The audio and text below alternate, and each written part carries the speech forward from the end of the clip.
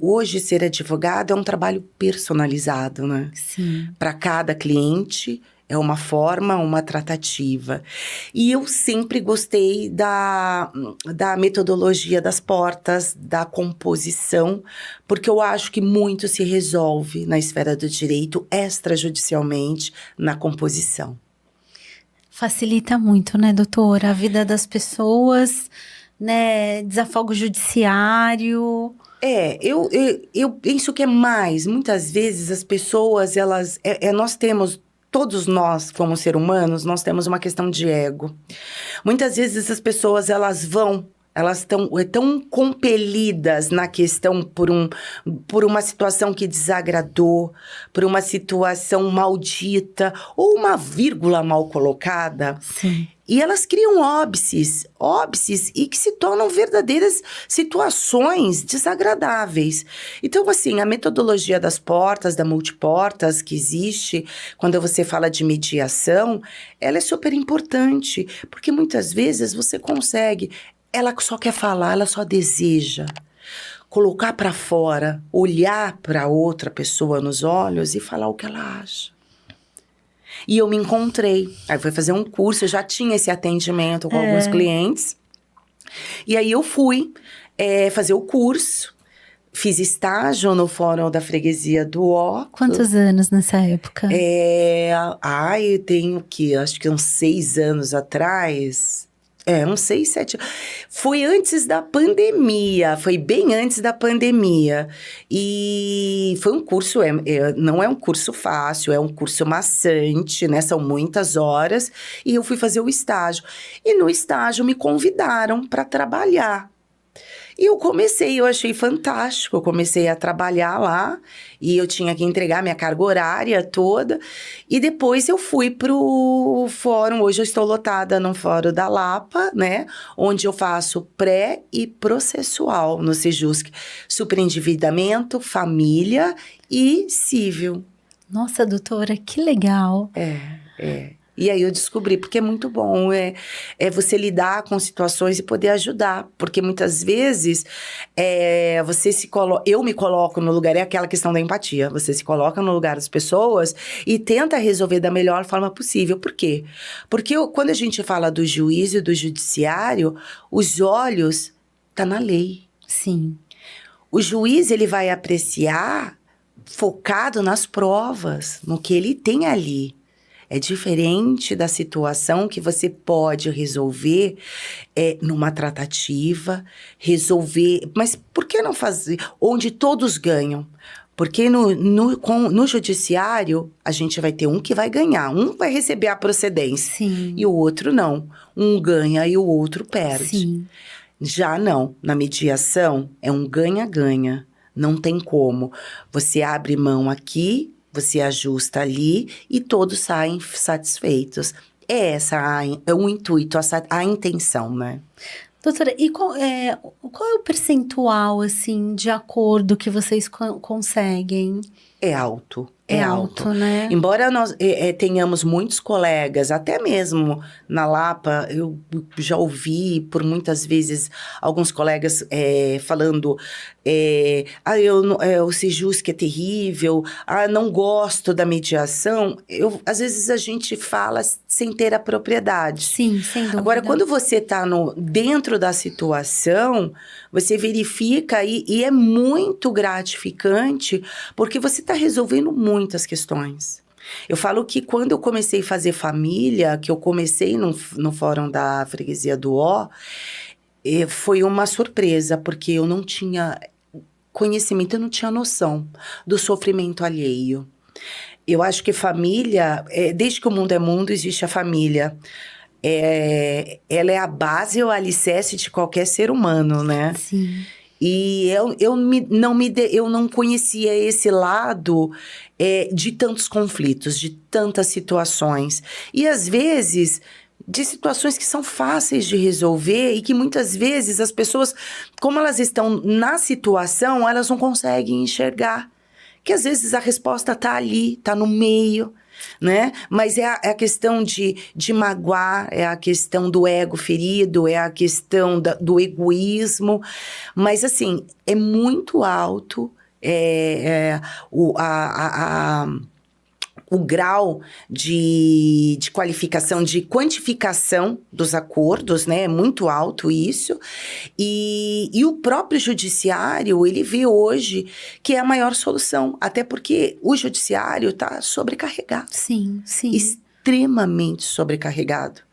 E aí eu falo, os nossos colegas, Gláucia, precisam modificar a conduta. Porque ser combativo não é litigar. Sim. Então, assim, muitas vezes, até pelo Tribunal de Ética, você tem uma situação, por que você... Eu posso entrar em contato, mas me explica direito essa situação. Você tem que esmiuçar, você tem que entender, você tem que compreender. Às vezes, tá intrínseco na situação. Sim. Do que não vamos, e muitas vezes você sabe que o advogado ele já sabe que não vai ter o êxito, que não vai.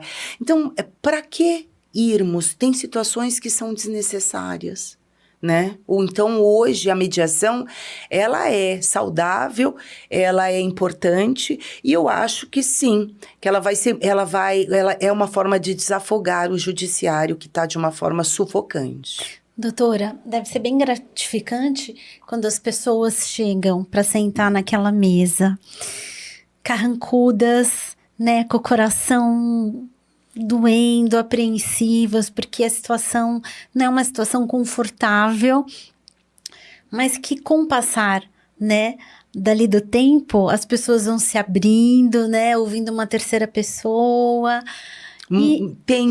Esse aspecto é super importante. E às vezes elas já saem, fizemos um acordo, ufa, passamos por Sim. isso. Não é, doutora? Você abordou um aspecto muito importante. As partes comparecem com os seus advogados, muitas vezes.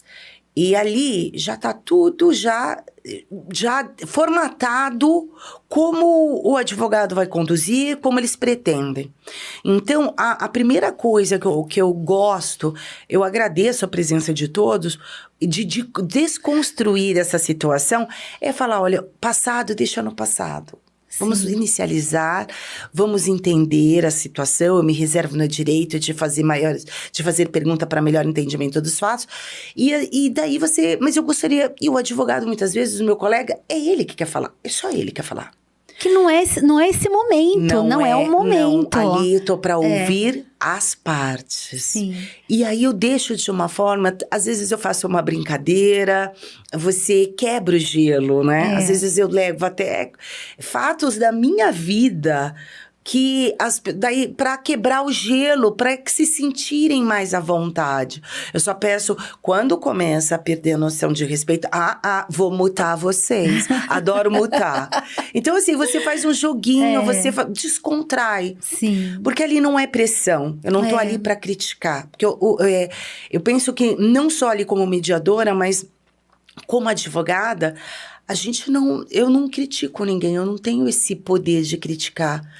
Porque se eu vou tentar resolver a questão, eu tenho que ter humildade para ouvir, sede para entender e vontade para resolver, né? Sim. Então, isso não me dá o direito de criticar ou de falar, não, você tá certo ou você tá errado. Não é assim, gente. Eu sempre falo, não é assim.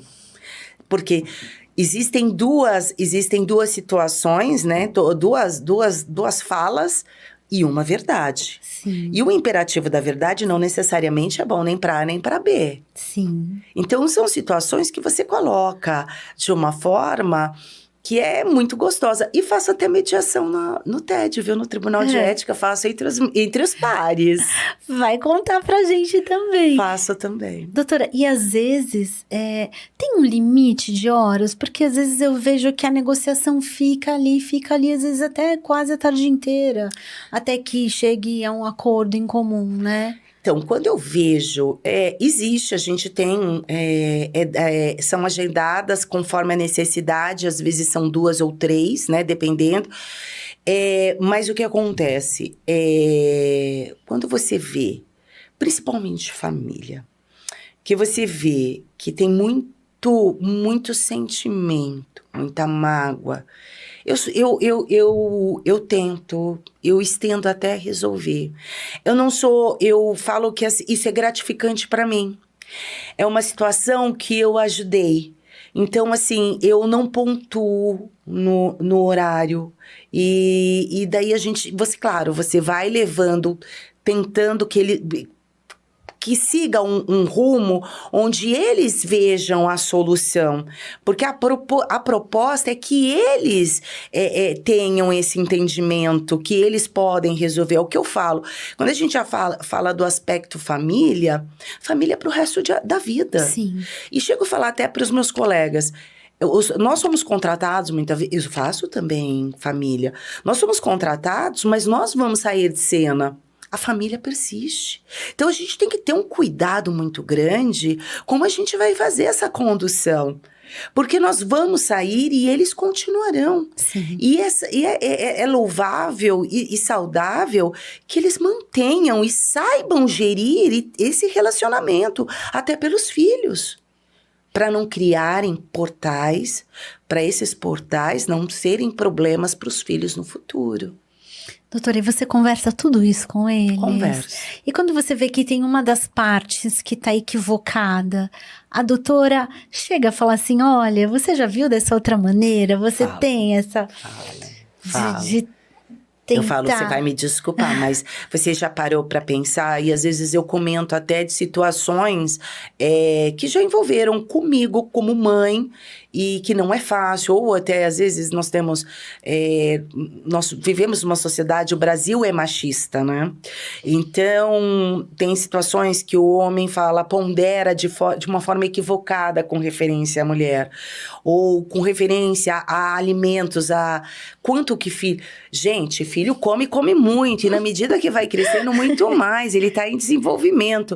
E uma mãe, ela deixa de comer para dar pro filho. Sim. Isso é fato.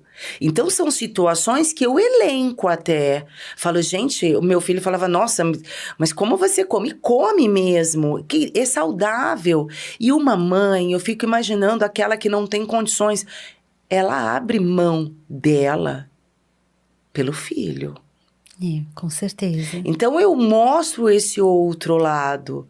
E até e vice-versa, tá? Porque nós temos pais que são verdadeiras pães, né? Pai e mãe. Então, eu falo que num relacionamento tem a mulher da relação.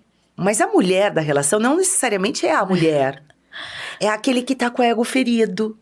Que ele age de uma forma mais egoísta, porque ele precisa ser ouvido.